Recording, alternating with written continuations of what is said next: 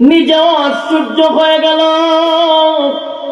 আজকে একটা সপ্তাহ ধরে কেন রে জিব্রাইল আমার কাছে আসে না, জিব্রাইল কেন আসে না, জিব্রাইল কেন আসে না? গোটা মক্কার মানুষ আমি নবীর বিরোধিতা শুরু করে দিল। আল্লাহর পয়গম্বর বারবার আসমানের দিকে তাকায় আর জিব্রাইলের জন্য অপেক্ষা করে। নবীও কান্দে। মানুষ বলাবলি করতে লাগলো, মুহাম্মদের আল্লাহ মুহাম্মদকে ভুলে গেছে রে। নবী কথা শুইনা নিজেও মনে মনে আঘাত পাইলেন যে হায় হায়, আমার মালিক কি আমার সত্যি ভুলে গেছে? পয়গম্বর কাঁদতেছিল। কিতাবে লেখছে একদিন 2 দিন নয় রে, 15 দিন হয়ে গেছে। 15 দিন ওহী নাযিল হয় না। হয় দিন 15 দিন হয়ে গেছে, এক সপ্তাহ না, এটা 15 দিন। কখন পর্যন্ত জিবরাইল আসে? আল্লাহর হাবিব চতুর্দিক দিয়ে উনি যখন শুনতেছিলেন, ওনার বিরুদ্ধে সমালোচনা শুরু হয়ে গেছে। অন্যদিকে মানুষ বলাবলি করতে লাগলো, মুহাম্মদের আল্লাহ মুহাম্মদকে ভুলে গেছে। আল্লাহর পয়গম্বর বেতায় ব্যতীত হইয়া কান্দে। 15 দিন পর্যন্ত ওহী নাজিল হয় না গো। মানুষের এই সমালোচনা আর কত শোনা যায়? মানুষ এমন সমালোচনা করে যে উনি নবী না, উনি রাসূল না। আল্লাহর পয়গম্বর আসমানের দিকে তাকায় বলে, মালিক, গোটা মক্কা নগরীতে আমার বিরুদ্ধে বলাবলি শুরু হয়ে গেছে। আমার কষ্ট লাগে না, কিন্তু কষ্ট লাগে যখন মানুষ বলে আপনি মালিক আমারে ভুলে গেছেন। এই কষ্টটা আমি সহ্য করতে পারি না। 15 দিন পর্যন্ত নবী কাঁদতে কাঁদতে কাঁদতে এত পানি জড়াইছে। একটা সময় আল্লাহর পয়গম্বর বলে, হে মালিক, আমারে রক্তাক্ত করলো, কষ্ট লাগে না, কিন্তু সবাই বলে আপনি নাকি আমারে ভুলে গেছেন। আল্লাহর পয়গম্বর কান্দে আর বলে, সত্যি কি আপনি আমারে ভুলে গেলেন? নবী বলে, আল্লাহ আপনি কি আমারে ভুলে গেছেন? আল্লাহ তখন ডাকতে বলে, জিবরাইল, আমার বন্ধু আমার কাছে বলে আমি নাকি আমার বন্ধুরে ভুলে গেছি। বন্ধুরে কি ভুলা যায় রে? বন্ধু বলতেছে আমি আমার বন্ধুরে ভুলে গেছি। বন্ধুরে ভুলা যায় না, তাই আর বন্ধুরে কান্দাবো না। যা তাড়াতাড়ি আমার বন্ধুরে সান্ত্বনা দে। পয়গম্বরকে সান্ত্বনা দেওয়ার জন্য, পয়গম্বরকে খুশি করার জন্য আল্লাহ 15 দিন পরে যে সূরাটা নাজিল করলো, এটার নাম হলো সূরা দোহা। এখন বুঝতেছেন কেন নাজিল হয়েছে? কথা হয় নাজিলের কারণটা বুঝছেন? এই কারণে আল্লাহ সূরা দোহা পাঠাইলেন। আর দোহা পাঠাইয়া শুধু নবীরে খুশি করলেন, নবীরে আনন্দ দিলেন। অভিমান বাঙাইছেন, অভিমান করছে আল্লাহ, অভিমান বাঙায়া দিছে। সূরা লইয়া যখন জিবরাইল আইছে, জিবরাইল আলাইহিস সালাতু ওয়াস সালাম যখন আয়া হাজির হয়েছে, তখন আল্লাহর নবী জিবরাইলের সঙ্গে একটু অভিমান করছে, একটু রাগ করছে। আল্লাহর নবী বলেন, জিবরাইল 15 দিন পর্যন্ত কেন আইলি না? জিবরাইল কই, হুজুর একটা সূরা কমপ্লিট আপনার কাছে নিয়ে আসছি। কয় আগে বল কেন 15 দিন আসলি না? কেন রে 15 দিন পর্যন্ত আসলি না? জিবরাইল কই, হুজুর আমি আসতে চাই, আমার মালিক আমারে আসতে দেয় না। আল্লাহর নবী বলেন, জিবরাইল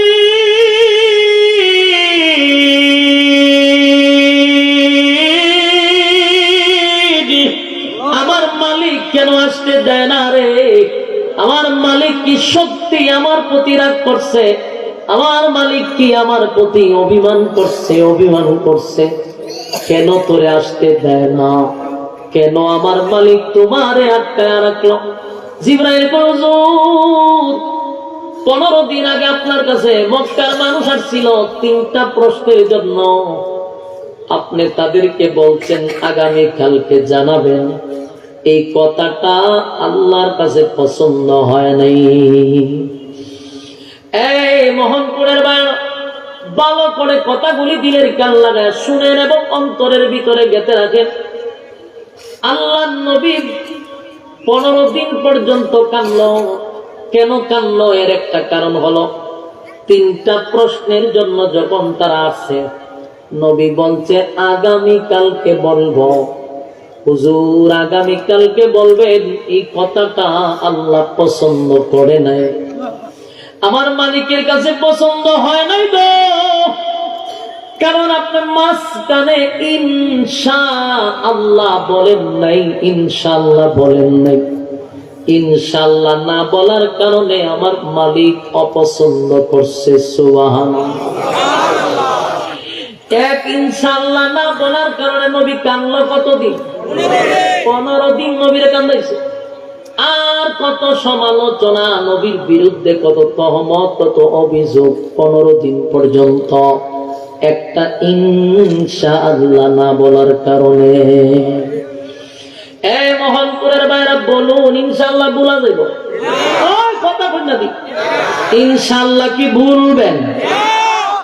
আর জীবনে যেন ইনশাআল্লাহ না ভুলি, এই জন্য আল্লাহ 15 দিন পর্যন্ত ওহী বন্ধ করে দিছে।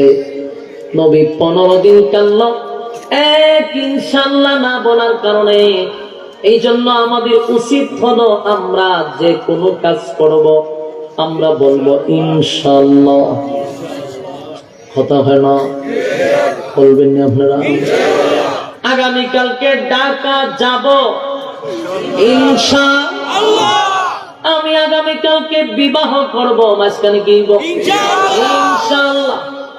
আমি দুপুরে খানা খাবো আপনার বাড়িতে ইনশাআল্লাহ। ইনশাআল্লাহ শব্দের অর্থ হলো আল্লাহ যদি চায়। বলুন ইনশাআল্লাহ শব্দের অর্থ কি? আল্লাহ যদি চায়। তাহলে আপনি আগামীকালকে ঢাকা যাইবেন, এটা তো আল্লাহ না চাই যেতে পারবেন। আমি যাবো ঢাকা, তুই যে ঢাকা যাইবি আল্লাহ যদি না চায়। এই জন্য কথার মাঝখানে লাগাইতে হবে ইনশাআল্লাহ। কথা হয় না? আল্লাহ কয় ঢাকা যাইবি, আগে কয় ইনশাআল্লাহ। আমি যদি চাই তুই ঢাকা যাবি, ঠিক নেই? চিন্তা করেন একটু। আল্লাহর বন্ধু ইনশাআল্লাহ না বলার কারণে 15 দিন বন্ধুরে খান্দাইছে। উম্মত রে, এখান থেকে তোমার আমার শিক্ষা গ্রহণ করা দরকার। ইনশাআল্লাহ ভোলা যাবে না, ইনশাআল্লাহ ভোলা যাবে না। আল্লাহ বলেন বন্ধু 15 দিন কাঁদছে, কিয়ামত পর্যন্ত আপনার উম্মতি মুহাম্মদীকে আমি শিক্ষা দিয়া দিলাম, তারা যেন কোনদিন ইনশাআল্লাহ না বলে। কথা বুঝতেছে? আচ্ছা, আগের একটা প্রশ্ন হইল, নবী ইনশাআল্লাহ বলে নাই প্রথম দিন, ঠিক না? ভুল হইতে পারে, এলে কি 15 দিন নবী বলে গেছে? কথা হয় না? 15 দিনের মধ্যে একদিন নবী ইনশাআল্লাহ বলছে। তার মানে কি 15 দিনে নবী বলছে? বলে নাই, আল্লাহ ভুলাইছে। বলুন, নবী বলছে না আল্লাহ ভুলাইছে? একদিন না হয় রাসূল বলে না ইনশাআল্লাহ। টানা 15 দিন নবী ইনশাআল্লাহ কইল না কেন? আল্লাহ নিজেই বুলাই দিয়েছে উম্মতের শিক্ষার জন্য।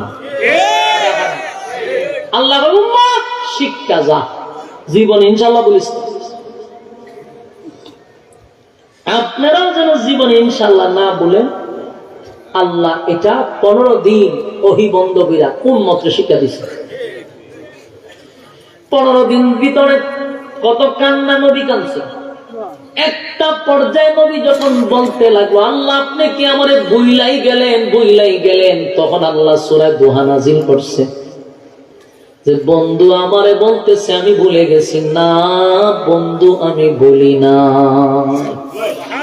আল্লাহ সূরা দুহা নাযিল কইরা কসম করছে 2টা। জোরে কোন কয়টা? আর জোরে 2টা কসম করে শুধু বন্ধুরে খুশি করছে। বন্ধুর প্রতি বন্ধুর কত মায়া, দুইটা কসম করছে, দিলের কান লাগায় শুনেন। কি তো চিল্লা চিল্লি করে কারণটা কি? কি সমস্যাটা কি? সাইনবোর্ড সাইনবোর্ড হাতে গেলে দাঁড়ায় দূরে দূরে ডাকে। আপনারা উল্টা করেন তো কেমন? মন জায়গা দিয়ে দিকে বুঝেন না কা? একটা ধ্যানে ওয়াজ করতেছি, আমরা মাঝখানে বামা ডুবাই কথা কইলে তো সমস্যা ভাই। আপনারা কি বিরক্ত লাগতেছে? বিরক্ত হলে হুজুর আগুন লইয়া না, কথা তো এরকম বোঝা যাচ্ছে। আউলি তুমি লাগাই দিচ্ছেন আপনারা। কথা কইতেছে, একটা ধ্যানে কথা বলতে দেন, মাঝখানে কথা কইেন না। আর যারা পোশাক লাগাইছেন, আপনারা দায়িত্ব হলো আশেপাশে কেউ কথা বলতে না, দায়িত্ব পালন করে। পকড়া দিয়ে বই থাকবেন না, দায়িত্ব পালন করে। বলে তোরা কথা মন চাইলে ও পড়ার ভাত না, এরিয়ার ভিতরে কোনো কথা চলতো না, ঠিক নেই। রাতটা করতো না, দম খাইলো, কারণ আমার খুব মহব্বত করে। 5 বছর ধরে দাওয়াত দেয়, দম খাইলে কোনো অসুবিধা নেই। আমারও তো র্যাঙ্ক বাড়ছে, কথা পুরাতন লোক না। হ্যাঁ, এটা মুজাফর নি ওই এক কত এখানে এখানে তো এখানে বাদ দিয়ে এখানে আসছি, হেরোই আনছে আমার এখানে। মনোযোগ দিয়ে শুনতেছেন? কোন দিন খানছে? 15 দিন খানছে। কেড়ে খানলো? ইনশাআল্লাহ। কিন্তু এই ইনশাআল্লাহ খালি নবীরে না, ইনশাআল্লাহ উম্মতকে শিক্ষা দিবার লাগা। আরে উম্মত ইনশাআল্লাহ বলিস না, এরপরে দেখবেন আমরা দেশের মধ্যে বিয়ে আগামী কালকে করলাম। তোমার এই মাসকে ইনশাআল্লাহ স্যার এখন বিয়ে করতেছে। তুই ক বলে আল্লাহ যদি চায় তাহলে বিয়ে করো, ইনশাআল্লাহ আল্লাহ যদি চায়। এরপরে আল্লাহ স্যার ওই বিয়ে করে লাগে। এর লিগে 10 দিনও জানা বিয়ে শেষ। বাস্তব বাস্তব আল্লাহ নবী যখন কান্না শুরু করলো, কানতে কানতে নবী এতটা অস্থির, আর বলে মালিক আপনি কি আমারে ভুলে গেছেন? নবীরে সান্ত্বনা দেওয়ার জন্য সূরা দুহা নাযিল করিয়া 2টা কসম করছে। জোরে কোন কয়টা? আল্লাহ 2টা কসম করে বলেন ওয়াদ-দুহা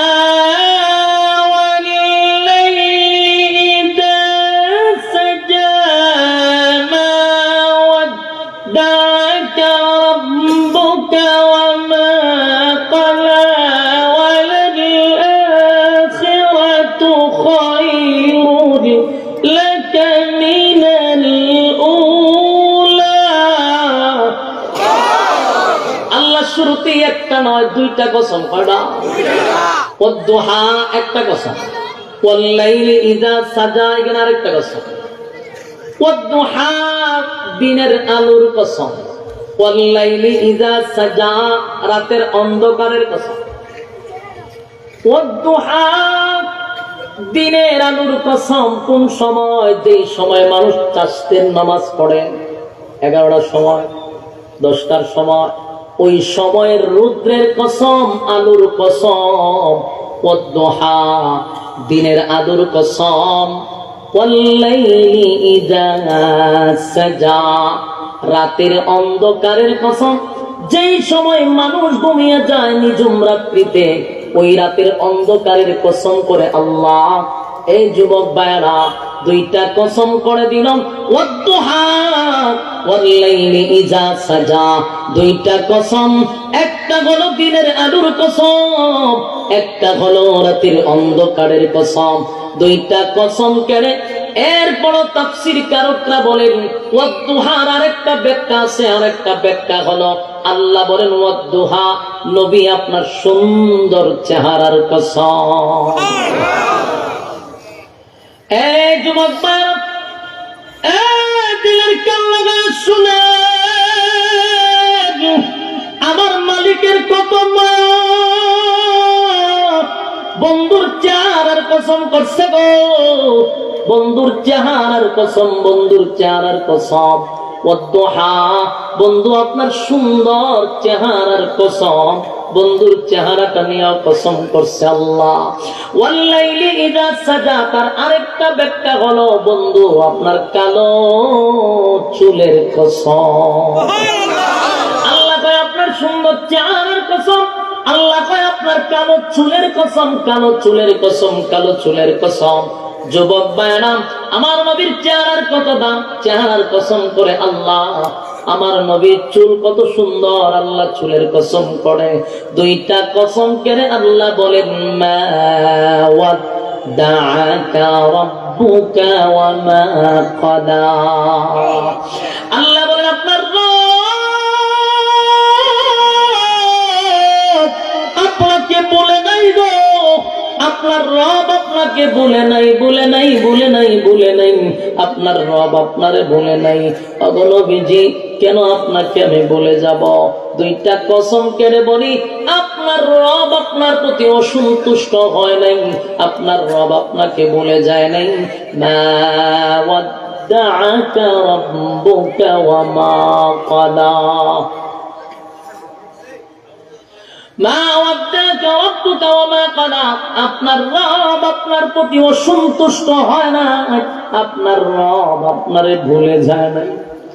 এই আয়াত দ্বারা আল্লাহ নবীর জানায়া দিল, নবীর ভিতরে একটা কষ্ট ছিল, আমার মালিক কি আমারে ভুলাই গেছে। বন্ধুরে খুশি করার জন্য দুইটা কসম করে বলে, বন্ধু আপনারে বলি নাই, আপনার প্রতি আমি অসন্তুষ্ট হই নাই। জোরে কোন সুবহানাল্লাহ।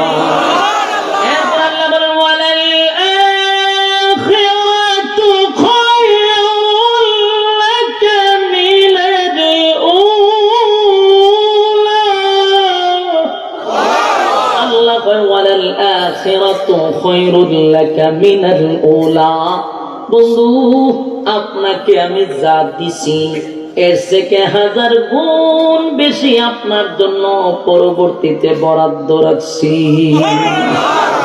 আল্লাহ তার বন্ধুরে কেমনে সান্ত্বনা দেয় গো। বন্ধুরে বন্ধু সান্ত্বনা দেয় রে, আপনারে আমি যা দিছি এর থেকে বেশি আমি আল্লাহ আরো বরাদ্দ রাখছি। সুবহানাল্লাহ।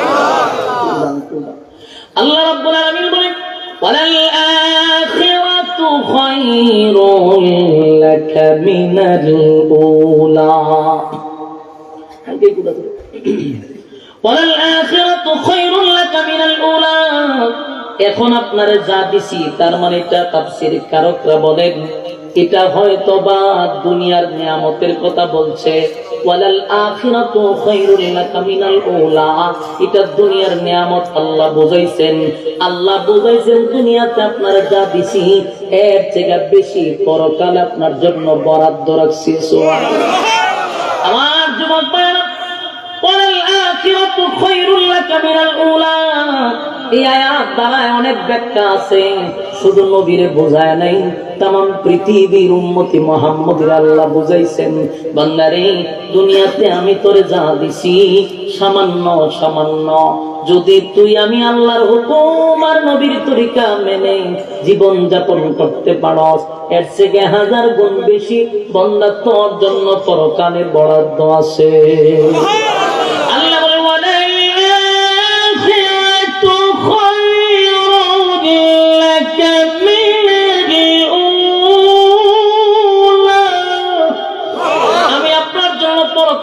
বরাদ্দ রাখছি, এর থেকে আরো বেশি বরাদ্দ রাখছি, আরো বেশি বরাদ্দ রাখছি।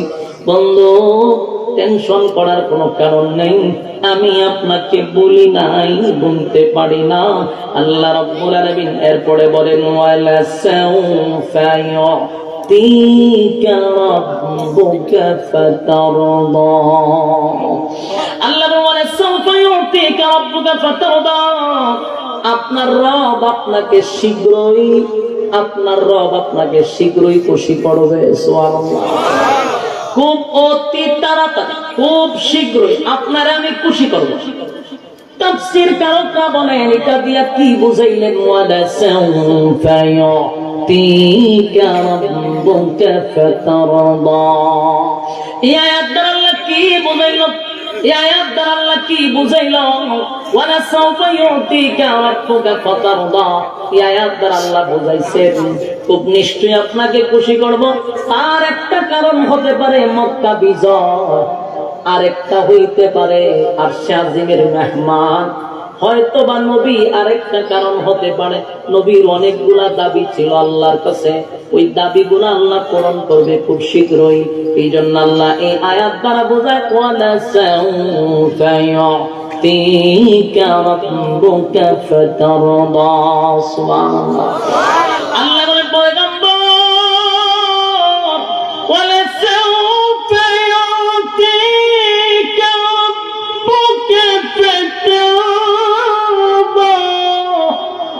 আমি আপনাকে খুব শীঘ্রই খুশি করব।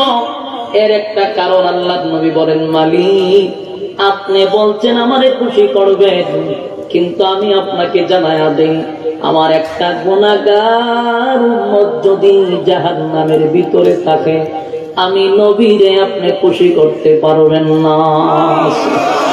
একটা জবান বন্ধ রাখবেন, বলুন আল্লাহু আকবার। আর জোরে বলুন আল্লাহু আকবার। ঈমানের আওয়াজ দিয়ে বলুন আল্লাহু আকবার। আমার নবীর কত মায়া,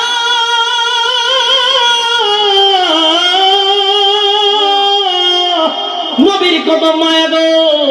রব্বে কারীম বলেন আপনাকে আমি খুশি করব, খুশি করব। ওয়ালা সাউফা ইউতিকা রাব্বুকা ফাতারদা।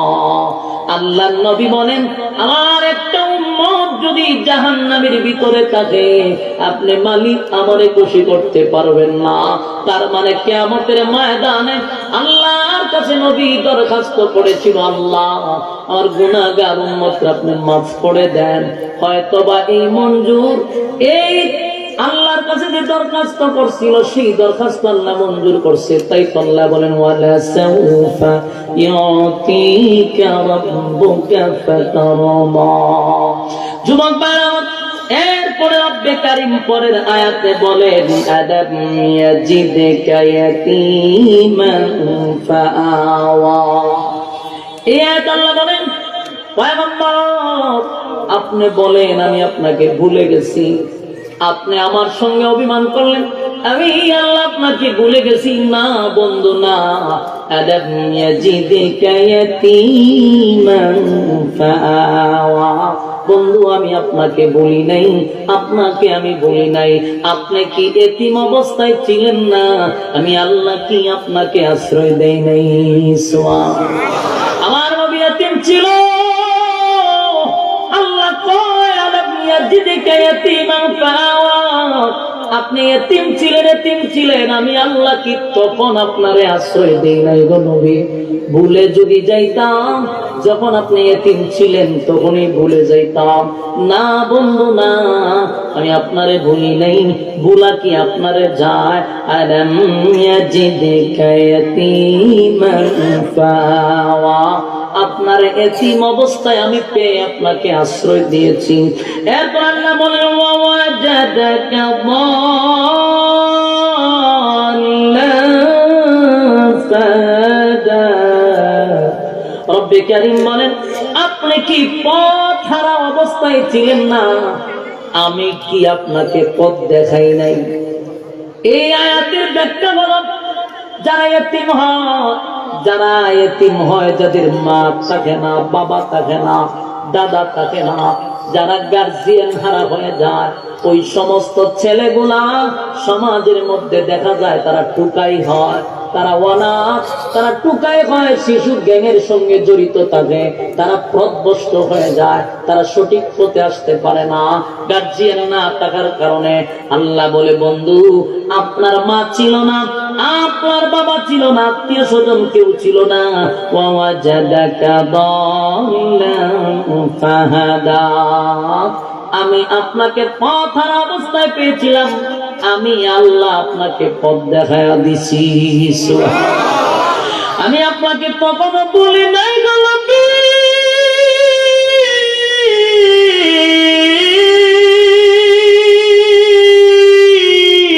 কখনো আমি আপনাকে বলি নাই, ভুলবো না আপনাকে তখনও বলি নাই, এখন কেন আপনাকে ভুলে যাব? রব্বে কারীমের পরে বলেন বন্ধু ওয়াজাদাকা আইলান ফাআগনা। এতে আল্লাহ বলেন আপনাকে কি আমি নিঃস্ব অবস্থায় পাই নাই? আপনি তো গরিব ছিলেন, আমি আল্লাহ আপনাকে ধনী বানাইছি। কথা হয় না? আপনি গরিব ছিলেন, আমি আল্লাহ আপনাকে ধনী বানাইছি। আমার কথা না, আল্লাহ বলেন ওয়াজাদাকা আইলান ফাআগনা। আল্লাহ কয় ধনী ছিলেন না, আপনি গরিব ছিলেন, আপনারে ধনী বানাইছি। কথা হয় না? তার মানে কি বুঝলেন? এই আয়াতে স্পষ্ট কথা হলো আমার মালিক আমার আল্লাহর পয়গম্বরকে ধনী বানায়া দিছে। নবী একটা সময় গরিব ছিল, আবার আল্লাহ কয় আপনারে ধনী বানাইছি। এই আয়াতটা যখন আমি পাই তখন আমার মনের মধ্যে একটা প্রশ্ন জাগে, সারাটা বাংলাদেশে আমাদের মতো কিছু মৌলবীরা ওয়াজ মাহফিলে বৈশা সারাটা জীবন ওয়াজ করছে, আমার নবী গরিব, আমার নবীর পেটে পাথর। এই ওয়াজ শুনতে শুনতে সাধারণ মানুষের ভিতর, উপরের মানুষ, বড় বড় কর্মকর্তা, সবার ভিতরে একটা ধারণা ইসলাম মানেই হলো গরিব, ইসলাম মানেই হলো ভিক্ষুক। এদের নবীও ভিক্ষুক ছিল, নাউজুবিল্লাহ। এদের নবীও গরিব ছিল, নাউজুবিল্লাহ। এইটার জন্য আমরা নিজেরা দোষী, নিজেরা দোষী, নিজেরা দোষী। ওয়াজও গেলেই হয় নবীর ভেড়া ভক্তর আছে। আমার প্রশ্ন, তুই খালি এক পৃষ্ঠাই করছিস, নবী গরিব ছিল, পেট ভাত বলছিল, কথা তো সত্য, এটা কি এক পৃষ্ঠাই শেষ? পরের পৃষ্ঠা উল্টাস না কেন? পরের পৃষ্ঠা আল্লাহ কাছে আপনারা গরিব বানাইছি, পরের পৃষ্ঠা আল্লাহ আপনারা দেশের রাষ্ট্রনায়ক বানাইছি। আমার নবী যে দেশের বাদশা ছিল সেই খবর আপনাদের আছে? কিছু কাঠমৌলবীগুলা, কিছু কাঠমৌলবীগুলা আজ পর্যন্ত এদের বয়ানে জিন্দিগিতে শুনলাম না এরা কইতে যে নবী দেশের বাদশা ছিল, নবী দেশের রাষ্ট্রনায়ক ছিল। এটা এরা মনে শুনছিল। আর এই ওয়াজের এত প্রভাব পড়ছে, ফেডের ভাত্তরের ওয়াজে এত প্রভাব পড়ছে, নাস্তিকরা হুমলিত যে ইসলাম তো গরিব ছিল, নবীর পেটে ভাত্তর ছিল। খুব ইমোশনাল করে কয়। যখন নেক্সট টাইমে কোনো আলেম রাজনীতি করতে চায়, রাজনীতির চেয়ারে বসতে চায়, ঠিক তখন ওই নাস্তিক গুলো এই কথাগুলোর একটা মাধ্যম বানায় আমাদেরকে বলে, হুজুর আপনারা নবী তো পেটে ভাত্তর আছেন, কষ্ট করে চলছে, আপনারা রাজনীতি করুন করতে গিয়া বলে কিনা? আলেমরা রাজনীতি করলে আমরা রাজনীতি করেন কেন? ইসলাম ধর্ম পালন করে আপনারা রাজনীতি করেন কেন? আলেমরা রাজনীতি করতে পারতো না কেন? আপনারা নবী গরিব আছেন, ফেডা ভক্ত আছেন, আপনারা কেন তো ভিআইপি ভাবে চলেন, আপনারা কেন রাজনীতি করেন? এরকম কথা আমারও বলছে, এরকম কথা অনেক আলেমদেরকে বলছে। কেন বলছে? ওই কাঠমৌলবীদের বয়ানের প্রভাবের কারণে। পরে আমি বললাম, এই আয়াত দিয়ে বললাম যে আল্লাহ যে বলছে নবীর ধনী বানাইছিল, এই ওয়াজ শুনছেন না? এখন আমরা তো আলী শুনছি নবী ঘরে ভাত্তর আছে। আমি এটা বললাম আগের পৃষ্ঠা, পরের পৃষ্ঠা নবী ছিল দেশের বাদশা, ছিল দেশের রাষ্ট্রনায়ক। নবী যদি এই যুগে থাকতো, পৃথিবীর শ্রেষ্ঠ দামি গাড়িটা নবী চালাইত। আপনার রাহারা জীবন এই ওয়াজ শুনেছে, যেডি এই ওয়াজ করে এটি গিয়া দেখেন লাল নীল বাতি লাগায়, মাভিলায় মাথা টুপি তো লাল নীল বাতি জ্বলে। তুই যদি নবী ফেরের ভাত্ত যদি ওয়াজ করো, তুই গিয়া মুরিদানের বাড়িতে পরিমাণ খাওয়ান কাজ করে গলা পর্যন্ত খাইতে খাইতে গলাটা পর্যন্ত খান, আর আয় না বেহুশ শুরু হয়ে যায় খাইতে খাইতে। তুইও কাজ করেছে, নবীনা ফেরে ভাত করেছে, তুই গলা পর্যন্ত কাজ করে। এই সমস্ত বন্ডামি কথা সমাজ থেকে দূর করতে হবে। অধিকাংশ মানুষ জানেই না নবী দেশের রাষ্ট্রনায়ক ছিল, এরা এক অজন্ত। যদি তারা আমি প্রভাব করত তাহলে আঙ্গুল তুলে বলতো না যে আলেমরা রাজনীতি করে কেন? আলেমরা রাজনীতি শিখছে স্বয়ং রাসূলের কাছ থেকে। আমরাই তো রাজনীতি করার দরকার ছিল। আমরা যদি রাজনীতি করতাম বাংলাদেশের সম্পদ বাহিরে প্রচার হতো না, আমরা রাজনীতি করলে এদেশে গুম হত্যা হতো না, রাজনীতি করলে 4 বছরের শিশু থেকে নিয়ে 80 বছরের বৃদ্ধ দর্শিত হইতো না। আমরা রাজনীতি করতে দিশমাজিক একটি সমস্যা রয়েছে। তোরা রাজনীতি করে যার বোতল খাস, তোরা রাজনীতি করে যার সামরার ব্যবসা করো, তোরা রাজনীতি করে যার দেশের সম্পদ লুটপাট করে নেস, তোরা রাজনীতি করস আর মানুষকে গুম হত্যা করে শেষ করস। তোদের রাজনীতি করতে গেছে দিন আমাদের জানা দরকার। আমরা যদি বলস, আমরা বলবো প্রথম সারির আমরা রাজনীতি শিখছি রাসূলুল্লাহ থেকে। রাসূলের পরে আবু বকর ছিল দেশের প্রেসিডেন্ট, উমর ছিল দেশের প্রেসিডেন্ট, আলী ছিল দেশের প্রেসিডেন্ট, উসমান ছিল দেশের প্রেসিডেন্ট। অসংখ্য সাহাবীরা দেশ চালাইছে, সেখান থেকে রাজনীতি শিখছি। আমরা রাজনীতি হইতে শিখছি। হয়তো ফেরা ভাত করে ওয়াজ করে আধা ঘন্টা বাইরে আছে, গেলেন পরের পৃষ্ঠা খরচ থাকে। প্রথম পৃষ্ঠায় নবী গরিব ছিল, পরের পৃষ্ঠায় আল্লাহ ধনী বানাইয়া দেশের রাষ্ট্রনায়ক বানাইছে। এই ওয়াজ খরচ না কেন? ইসলাম তার একেবারে নিচে গরিব বানাইছে। আর এই কারণে আজকে ইঞ্জিনিয়ারের ছেলেগুলা মাদ্রাসায় দিতে চায় না, অ্যাডভোকেটের ছেলে মাদ্রাসায় দিতে চায় না, এমপির ছেলে মাদ্রাসায় দিতে চায় না, বড় শিল্পপতির লোক মাদ্রাসায় দিতে চায় না। কেন? ওয়াজ উক্তি করে খালি গরিব কথা হয় না। আলেমরা কি গরিব ছিল? তুই খালি একই ওয়াজ করে নিজের ইসলাম তার একেবারে নিচে নামাই দিতেছে। জাতির কাছে ইসলাম দ্বারা কলঙ্কিত করতেছে। আমাদের এই কারণে আজকে ইঞ্জিনিয়ার গুলো স্কুলে যায়, মাদ্রাসা যায়, মাদ্রাসা থেকে বছর শেষে কোন বেড়া মরবো আর এখানে তাকে খতম করতে হবে। মাঝে মাঝে মেজাজ গরমীয়। এটা দিন জীবিত থাকতে কোরআন পড়ছেন, এটা মহিলা গেলেন, এটার সামনে কোরআন পড়ার মানেটা কোথায়? কোরআন তো জীবিত থাকতে মহিলা গেছে না, এর সামনে কোরআন পড়ে কিতা করতে? এটা জীবিত থাকতে কোরআন দেখতে পারে নাই, আরাম সহ্য করতে পারছে না। হ্যাঁ, মরার পরে কোরআন শরীফের খবর আছে, ঘরে কি দরকার আছে? মাদ্রাসা হাতি পড়াইছি মরবার লেগে এগুলার থেকে বাইরে আসতে হবে, স্মার্ট হতে হবে। আমার ধারণা, আমার মনের খেয়াল প্রায় সময় বলে থাকি, আলেমদের গাড়ি থাকা দরকার, বাড়ি থাকা দরকার, সবচেয়ে বেশি শান শৌকতে আলেমরা থাকা দরকার। তাহলে আমাদেরকে দেখলে আরেকটা ছেলে মাদ্রাসায় ভর্তি করতে বাধ্য হবে। ও মাত্র মাদ্রাসা করা তাই না, খাবার বলতে বলতে বলতে দুপুরতে গরিবা না আলোতে থাকি, তার সঙ্গে বেশি পছন্দ করতাম না, জুতাটা বেরিয়ে বেরিয়েছে ইসলাম দ্বারা কলঙ্কিত করতে। আমার রাসূল যদি এখন থাকতো, পৃথিবীর শ্রেষ্ঠ গাড়ি নবী চালাইতো, সবচেয়ে দামি খাবার রাসূল করতো। ইসলামিক আমরা না করছেন, ইসলামে যদি রাজকীয় হালত পছন্দই করতো না, আমার জবাব দেন তো দেখি। আর সুলাইমান নবীর আল্লাহ দেশের বাদশা বানাইছিল কেন? আইয়ুব নবীর দেশের বাদশা বানাইছিল কেন? অসংখ্য নবী রাসূল দেশের বাদশা ছিল, আর সুলাইমান নবীর আল্লাহ গোটা পৃথিবীর বাদশা দিয়েছিল। ভণ্ডামি করেন এগুলা করে করে দেখবেন টিকি গুরু ডাকলে ক্ষীরের গোড়া আগে ভাড়া দেওয়া লাগে গুরু, আনলে ছাগল। ইডি বুঝে কেমনে ছাগলটি ধরতে হয়, ডিম কেমনে খাইতে হয়, খাইয়া খাইয়া মোটা হয়। আর এক একটা দিন দিন সন্ত্রাস হয়, বাস্তব না বাস্তব। আর খাইতে তো পড়ার কারণে যে মুড়ি রান্না দিছে, খাইয়া এটি সন্ত্রাস হয়। কে রে তুই না ফুলে ফি, তুই না বুজুর্গ, তুই সন্ত্রাস হস কেন? এগুলার সুযোগ দেওয়া যাবে না। এক সময় এরা করছে, এদেরকে বুঝাই দিবেন ওই দিন শেষ, নতুন দিন আইছে। আপনারা শুধু জান না, আল্লাহ আপনারা হেদায়েত দান করে। কাম গুরু খাইতেছেন, ছাগল খাইতেছেন, খাইতে দেয়, কিন্তু সন্ত্রাসী খাই দেয় না, খান অসুবিধা নেই, বাধা দিছে কেউ, কিন্তু সন্ত্রাসী খাইতে খাওয়ান যাব। আল্লাহ হেফাজত করে। কাম আল্লাহ রাব্বুল আলামিন বলেন, আমি আপনাকে নিঃস্ব অবস্থায় পেয়েছি, ওয়াজাদাকা আইলান ফাআগনা। আমি আপনাকে নিঃস্ব অবস্থায় পেয়েছি, পরবর্তীতে আপনাকে বন্ধু আমি ধনী বানাইছি, বন্ধু ধনী বানাইছি। আল্লাহ নিজে কয় আপনারে ধনী বানাইছি। এরপর আল্লাহ বলেন, ফাআম্মাল ইয়াতীমা ফালা তাকহার।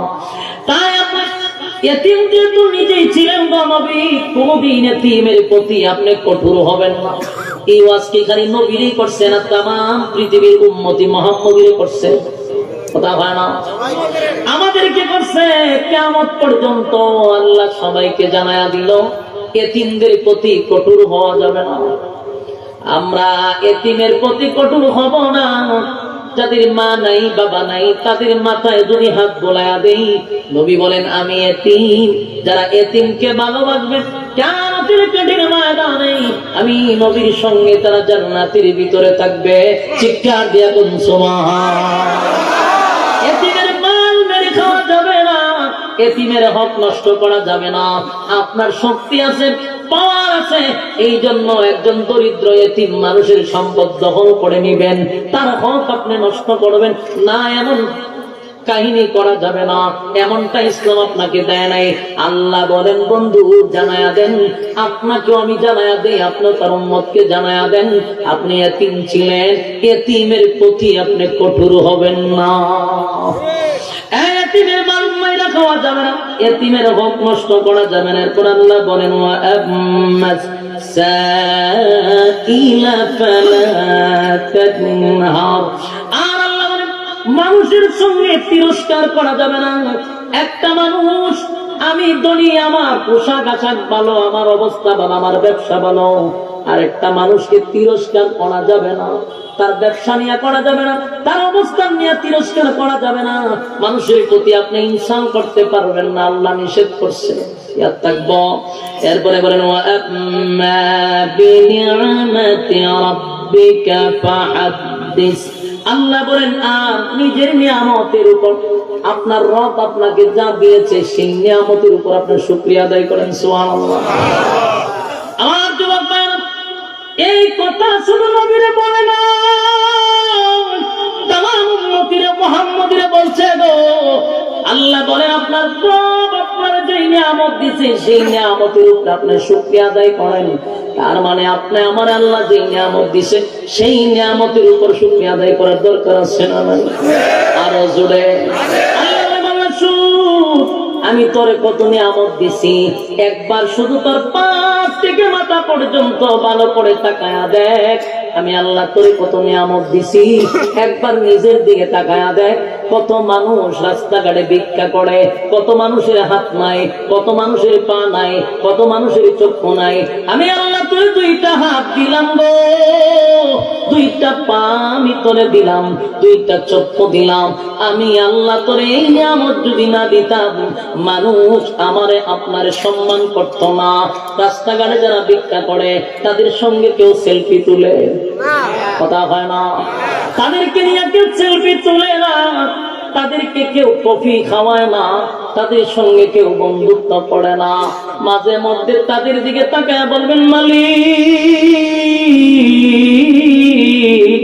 কত নিয়ামত আপনি আমারে দিছেন, আমার যদি দুইটা পা না থাকতো, আমার যদি দুইটা হাত না থাকতো, এই সমাজের মানুষ আমারে মূল্যায়ন করতো না।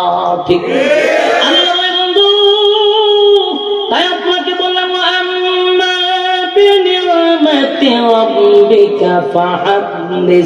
আপনার রব আপনারা যা দিছে তার প্রতি আপনি শুকরিয়া আদায় করেন। কারা কারা শুকরিয়া আদায় করবো? দুইটা হাত তুলে দেখা দিন।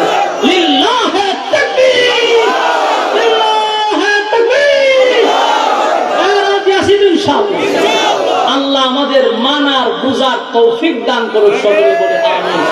সম্মানিত সুধী, আমি আপনারা মোহনপুর